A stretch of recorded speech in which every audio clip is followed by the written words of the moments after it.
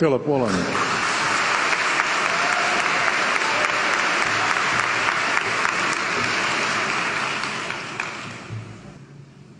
King Lear, late at night on the cliffs, asks the blind Earl of Gloucester, "How do you see the world?" And the blind man Gloucester replies, "I see it feelingly. And shouldn't we all? Animals must be off the menu because tonight they are screaming in terror in the slaughterhouses, in crates and in cages, vile, ignoble gulags of despair." You see, I heard the screams of my dying father as his body was ravaged by the cancer that killed him. And I realized I'd heard those screams before. In the slaughterhouse, their eyes stabbed out and their tendons slashed, on the cattle ships to the Middle East, and the dying mother wail as a harpoon explodes in her brain as she calls out to her calf. Their cries were the cries of my father. And I discovered that when we suffer as equals. And in their capacity to suffer, a dog is a pig, is a bear, is a boy. Meat today is the new asbestos, more murderous than tobacco. CO2, methane and nitrous oxide from the livestock industry are killing our oceans with acidic, hypoxic dead zones. 90% of small fish are ground up into pellets to feed to livestock. Vegetarian cows today are the world's largest ocean predators. The oceans are dying in our time. By 2048, all our fisheries will be dead, the lungs and the arteries of the earth. Billions of bouncy little chicks are ground up alive simply because they are male. Only 100 billion people have ever lived. 7 billion people live today. And yet we torture and kill 2 billion sentient living beings every week. 10,000 entire species are wiped out every year because of the actions of one. And we're now facing the 6th mass extinction in cosmological history. If any other organism did this, a biologist would call them a virus. It is a crime against humanity of unimaginable proportions. But happily, the world is changing. 10 years ago, Twitter was a bird sound. www was a stuck keyboard. Cloud was in the sky. 4G was a parking space. Google was a baby's burp. Skype was a typo.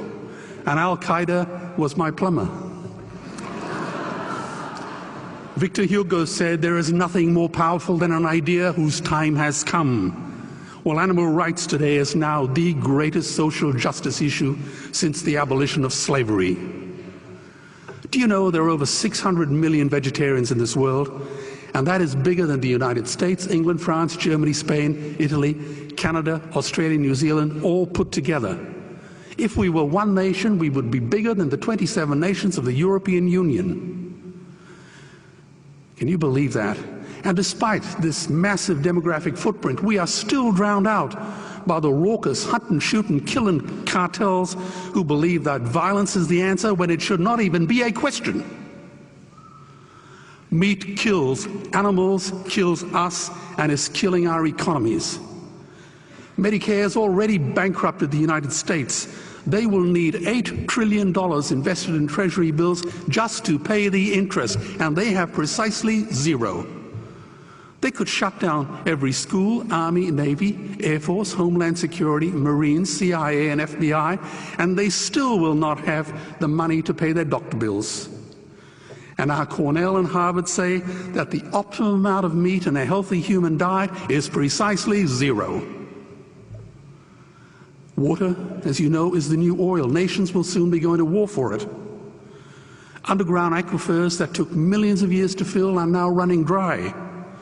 It takes 50,000 liters of precious drinking water to make 1 kilo of beef. Today, 1 billion people are hungry. 20 million people will die from malnutrition. Cutting meat by only 10% will feed 100 million people, and eliminating meat will end starvation forever. If everyone ate a Western diet, we would need 2 planet Earths to feed us. We've only got one, and she is dying. Greenhouse gas emissions from livestock is 50% greater than transport, as Peter said. Cars, trains, buses, ships, lorries, the whole lot. And as I travel around the world, I see poor countries who sell their grain to the West while their own children starve in their arms. And the West feeds it to livestock so we can eat a steak? Am I the only one who sees this as a crime?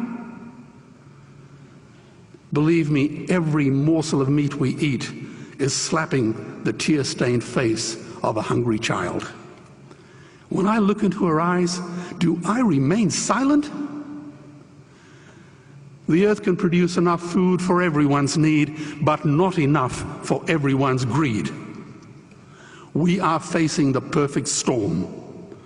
If any nation had developed weapons that could wreak such havoc on the planet, we would launch a preemptive military strike and bomb it back into the Bronze Age. But it's not a rogue state, it's an industry. The good news is we don't have to bomb it. We can just stop buying it. Sir George Bush was wrong. The axis of evil does not run through Iraq, Iran, or North Korea. It runs through our dining tables. Weapons of mass destruction are our knives and forks. Our proposition is the Swiss Army knife of the future. It solves our environmental, water, human health problems and ends cruelty forever. The Stone Age didn't end because we ran out of stones. This cruel, disgusting industry will end because we run out of excuses. Meat is like the 1 and 2 cent coins. It costs more to make than it's worth. And I come from the bush. Farmers are the ones with the most to gain. Farming won't end, it would boom. Only the product line will change. Farmers would make so much money they won't even bother counting it, and I'd be the first to applaud them. Governments would love us. New industries would emerge and flourish. Health insurance premiums would plummet. Hospital waiting lists would disappear. Hell, we'd be so healthy, we'd have to shoot someone just to start a cemetery. So tonight I have 2 challenges for the opposition. 2 challenges. Meat causes a wide range of cancers and heart disease. Would they name one disease caused by a vegetarian diet? And 2, I'm funding the Earthlings trilogy. If the opposition is so sure of their ground, I challenge them to send a copy of the Earthlings DVD to all their colleagues and all their customers. Go on, I dare you.